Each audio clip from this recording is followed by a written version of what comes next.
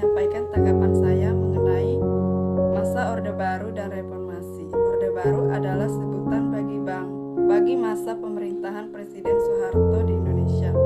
Orde Baru menggantikan Orde Lama yang merujuk kepada era pemerintahan Soekarno. Orde Baru hadir dengan semangat koreksi total atas penyimpangan yang dilakukan oleh Soekarno pada masa Orde Lama. Orde Baru berlangsung dari tahun 1966 hingga 1998. Dalam jangka waktu tersebut, ekonomi Indonesia berkembang pesat meskipun hal ini terjadi bersamaan dengan praktik korupsi yang merajalela di negara ini.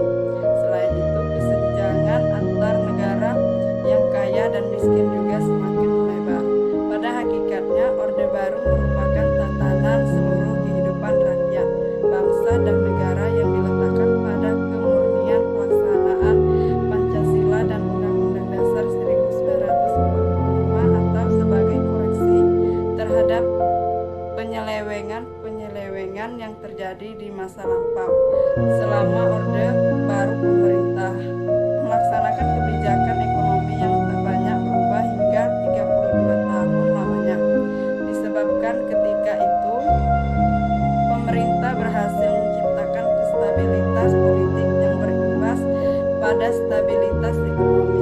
Makanya pemerintah cukup jarang membuat terobosan utamanya untuk anggaran negara. Arah kebijakan di bidang ekonomi terutama berfokus pada tingkat pertumbuhan ekonomi. Kebijakan ekonomi tadi ditunjang dengan kondisi politik yang stabil. Pada masa itu kebijakan ekonomi populer dinamakan sebagai trilogi pembangunannya. Ini atmosfer politik yang stabil, kestabilan pertumbuhan ekonomi, serta pembangunan yang merata. Anggaran pendapatan dan belanja negara APBN adalah pegangan pemerintah dalam menjalankan kebijakan ekonomi dalam setahun. APBN dibuat sesuai dengan beberapa asumsi dasar, yakni laju pertumbuhan ekonomi, besaran inflasi, harga minyak mentah, dan kurs rupiah di US dollar. Beberapa asumsi dasar tadi digunakan menjadi standar fundamental ekonomi nasional, meskipun sejatinya fundamental ekonomi nasional tak didasarkan pada aspek-aspek makro, namun lebih mengena ke mikroekonomi. Contohnya saja persoalan dunia usaha, tingkat risiko berbisnis, sampai perkondisian sektor swasta di BUMN yang bersih. APBN selama periode ditetapkan dengan prinsip berimbang, yakni penerimaan selaraskan dengan pengeluaran sehingga terjadi pertimbangan itu sesungguhnya mustahil, sebab ketika itu utang luar negeri deras masuk ke dalam negeri. Pinjaman luar negeri itulah yang dipakai pemerintah demi menambal defisit anggaran dalam melaksanakan pembangunan. Pemerintahan Orde Baru dapat kepercayaan baik dari dalam maupun luar negeri. Rakyat Indonesia yang dalam 6 desa warga sangat menderita, sedikit demi sedikit dapat dituntaskan. Namun sangat disayangkan kemajuan Indonesia hanya semu belaka. Hasil pembangunan telah menceritakan kesenjangan antara yang kaya dengan yang miskin. Hal ini terjadi karena adanya praktik-praktik korupsi, kolusi, dan nepotisme KKN yang berkembang dalam kehidupan bangsa Indonesia.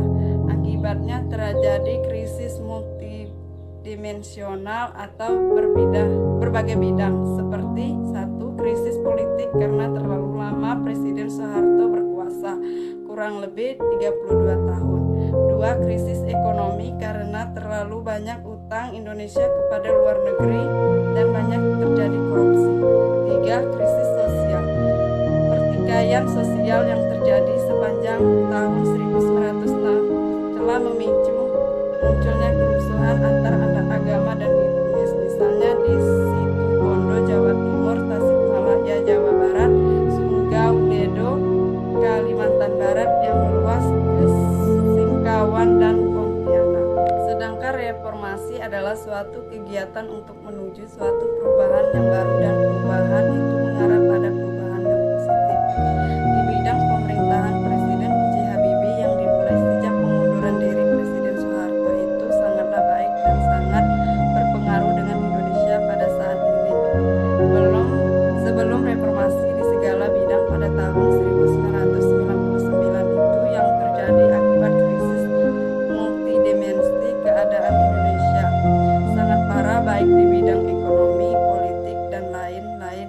Apalagi ditambah budaya KKN yang merajalela. Namun yang dilakukan Presiden B.J. Habibie ketika melakukan referendum Timur Timur adalah tindakan yang tepat, walaupun tidak mempertahankan keutuhan NKRI. Tetapi dengan begitu mereka dapat memutuskan nasib mereka sendiri. Reformasi pada tahun 1999 itu dapat menciptakan orang-orang yang menginginkan pembaharuan di berbagai bidang, baik politik, sosial, ekonomi, dan kebebasan untuk menyuarakan pendapat tanpa takut dibalas tondongan bedil yang oleh penguasa. Dengan kata lain, ada impian untuk mewujudkan masyarakat madani reformis sebagai motor dalam menjalankan segala aspek kehidupan di masa reformasi. Tentu sudah seharusnya meninggalkan nilai-nilai otoriter Orde Baru dan turunannya yang terbukti gagal. Masa reformasi diharapkan mampu menyajikan perubahan bersifat korektif dan bercorak pembaruan. Gerakan reformasi sudah menemukan akarnya setidaknya semenjak peristiwa Malapetaka 15 Januari 1974, gerilya buku putih mahasiswa ITB tahun 1978, dan penyampaian petisi 50 di parlemen tahun 1980. Meski usaha-usaha tersebut belum mampu menggoyang pilar-pilar Orde Baru, yakni Dwi Fungsi ABRI, dominasi Golkar, dan tafsir tunggal Pancasila, namun sudah menjadi bukti bahwa angan-angan dan keamanan dan ketertiban masyarakat Soeharto tidaklah ideal. Sebuah selimut yang keangkuhan yang menyelimuti rakyatnya dengan kebijakan opresif dan anti kritik. Gerakan reformasi adalah usaha patungan, namun tergantung dengan siapa yang diajak bicara. Porsi patungan kelompok-kelompok yang berkontribusi di dalamnya tidaklah setara. Keduanya sejatinya komplementer, namun banyak pula hal-hal yang tidak mereka saling sepakati. Kelompok mahasiswa merasa bahwa mereka adalah penggerak utama gagasan reformasi, dan kelompok elit juga merasa perannya vital karena mereka lah yang secara langsung terlibat dalam upaya-upaya perbaikan